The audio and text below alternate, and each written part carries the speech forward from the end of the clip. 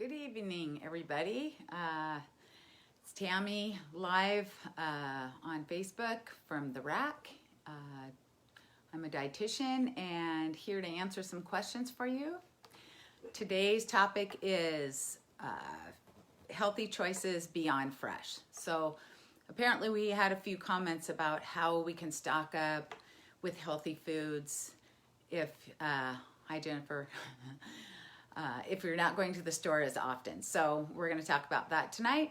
And remember, if you have questions later on, if you're not watching this now or you watch the recording later, and you have a topic you'd like to know about or hear about, please email me at Tammi, Tammi @rac.org, so that I can answer your question or maybe help you with that topic or talk about it, have it as a question and answer live stream topic. Oftentimes I'm not sure what to talk about. I'm in my head with nutrition and I've been doing it a long time and I just assume everybody knows what they need to know. So anyway, tonight let's talk about some healthy choices that you can choose if you're needing to stock up, and I'm talking about probably mainly frozen items. Convenience foods used to be kind of a negative connotation years back as far as nutrition, because a lot of convenience meals were loaded with sodium and fat. They've gotten better. There's a lot more to choose from, and so we'll talk about a few of those out there. But I know there's people that are having a hard time stocking up, especially fruits and vegetables or perishables, things that go bad within a week or a week and a half. So finding some alternatives to get through the times till you go to the grocery store, that's what we're going to talk about tonight. All right. So fresh fruits and vegetables, those are probably the most challenging to have on hand or have enough on hand and fresh. So the next best alternative is frozen. There's even a possibility in some frozen vegetables or fruits they may be a little bit more nutritious because a lot of times they're picked and flash frozen right on the spot. So they haven't had time to degrade. Where oftentimes fresh fruits and vegetables can sit on the shelf for a while and degrade a little bit. So you have that to look at. So fresh fruits and vegetables are a great way, frozen fruits and vegetables are another great way to get enough of your vegetable intake and fruit intake in between those grocery store trips, okay? But let's go beyond just fresh fruits and vegetables. Meats are another thing to stock up, especially in your freezer. I kind of heard I'm not sure if it's a rumor about some of the meat plants that are cutting or not able to keep up with the demand for meat. So it may be time to stock up in the meat department.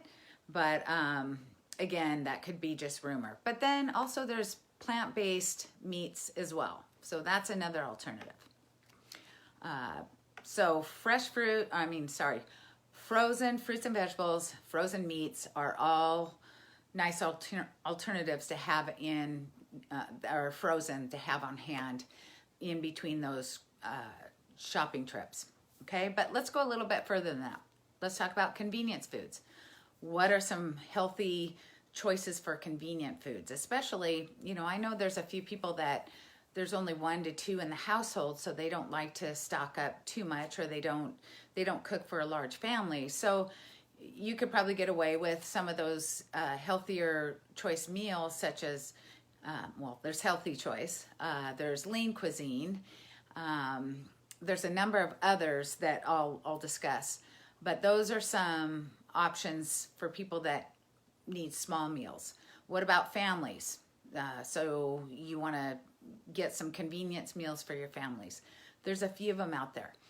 Remember, not all convenience foods are created equal.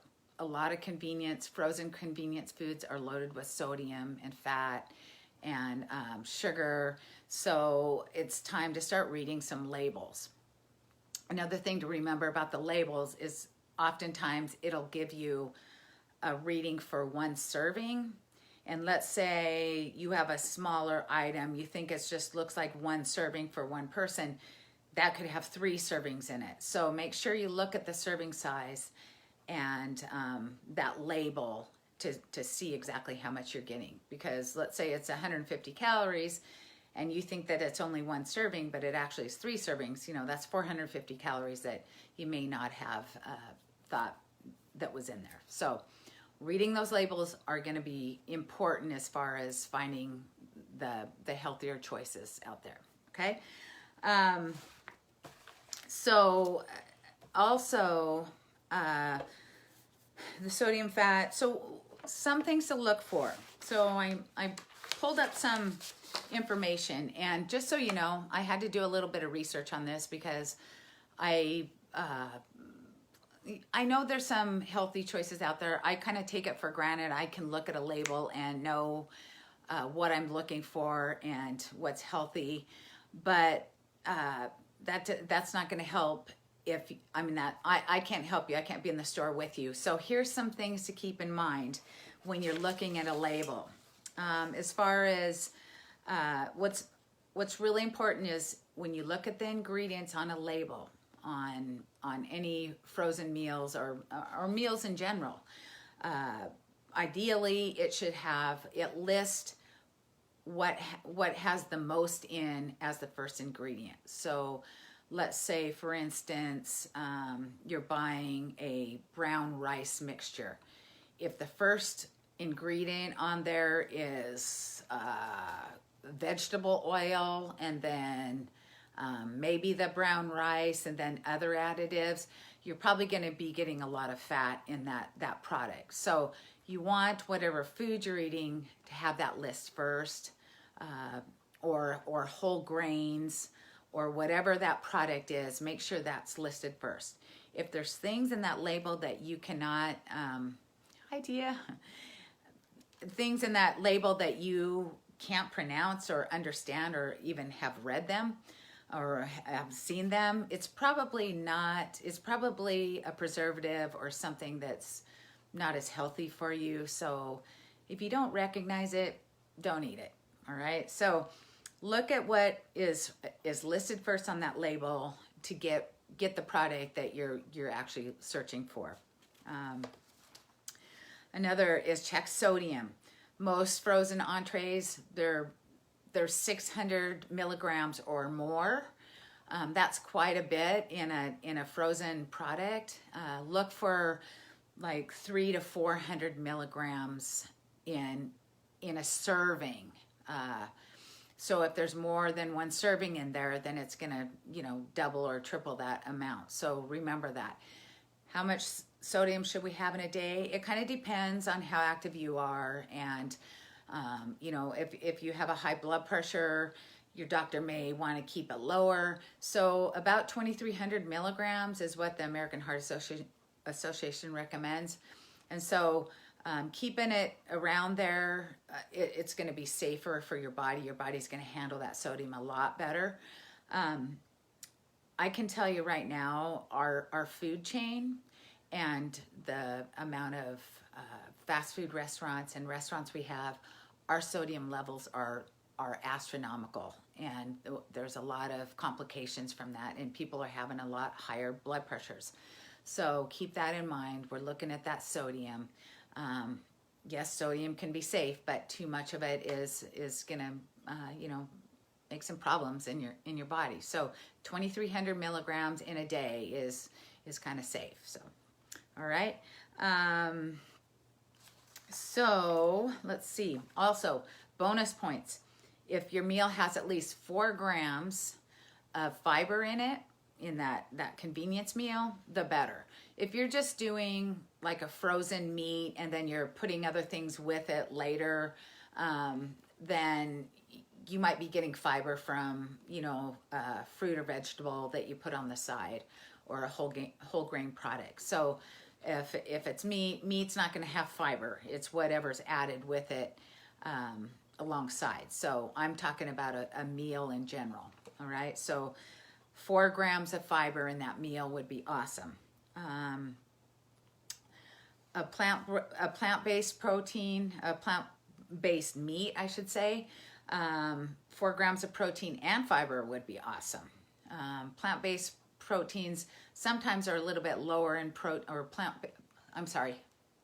let me back up. Plant-based meat sometimes have a lower amount of protein because they're not from strictly high amount of protein from like such, or meat. All right, so but if you can get 4 grams in a serving, that's a start. All right, prioritize your leaner cuts of meat and poultry, seafood, and then of course your plant-based protein like beans and tofu. Okay, let's see, portion. Again, don't be fooled by what you initially read. Make sure you look at the amount of servings in that portion or that whole container, because it could be more than 1 serving. Okay, so another way to add in those meals is, I know I've bought like a pasta that has some chicken and vegetables, and it can feed a family. That's great. You can always add additional things on the side to bring in more fiber, such as a leafy green salad, or let's say you do a smoothie with your frozen berries. You can get frozen spinach if you don't have that fresh stuff on hand. So you could make it work. It takes a little planning, but you can make it happen, all right? So here are some suggestions. I'm just going to read them off, because a lot of these products, when I did when I looked up, what I looked up was healthy, convenience, frozen meals. And it gave me a list or a variety of different foods. But some of these products I don't think I've ever seen in our area. So if you're in a different area, you may find them. Okay, but I know we have Green Giant. There's Harvest protein bowls. Those are pretty packed with nutrition. So that's a frozen item. This one's called Best Healthy Frozen Burrito, Sweet Earth.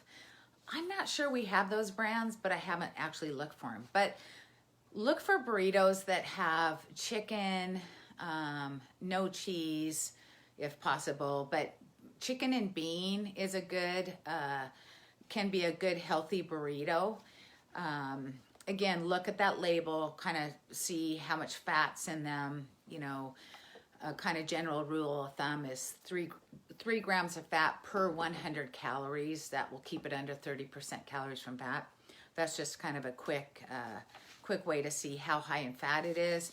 And then again, look at that protein, how much protein is in there, okay? There's garden, what is it called? These are veggie made muffins. I'm not sure we have these, but if you do a search, I think this search was under the Good Housekeeping list of healthier foods. All right, Garden Lights, Kodiak Power Waffles, or that's another great frozen breakfast item. I've noticed at Costco they've gotten a lot better with getting like egg white bites and that kind of stuff. Those are breakfast things, but you know, eggs can last pretty long in your fridge, so there's no reason why you can't make your own eggs instead of buying frozen stuff in that regards. Okay, let's see what else. Any questions so far?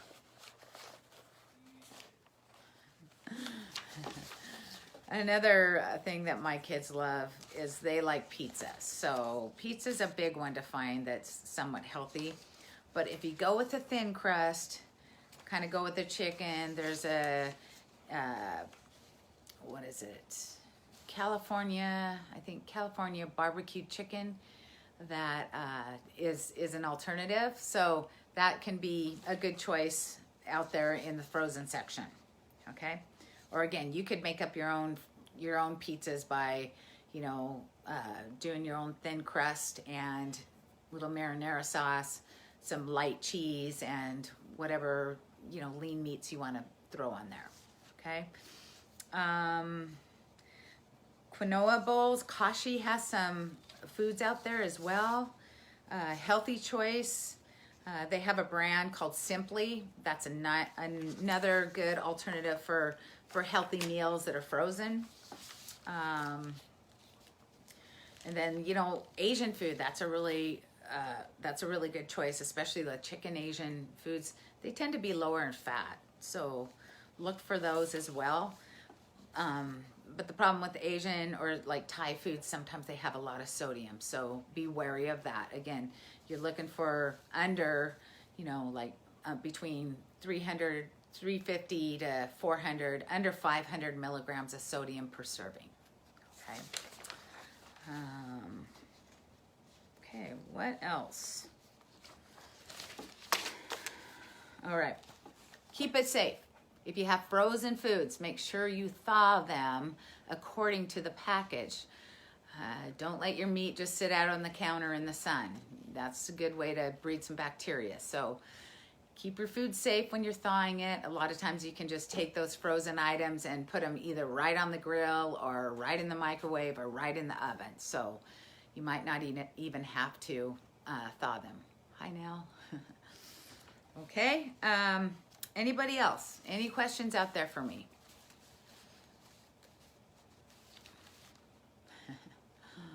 I don't see any questions coming in. A lot of times the comments come in later and I don't see them. So hopefully, again, if you're watching later, make sure you email me or you make a comment and let somebody know that you want to listen to a topic, a nutrition topic, because it's wide open, and I could talk all day about different nutrition things, but it's kind of what you'd like to hear.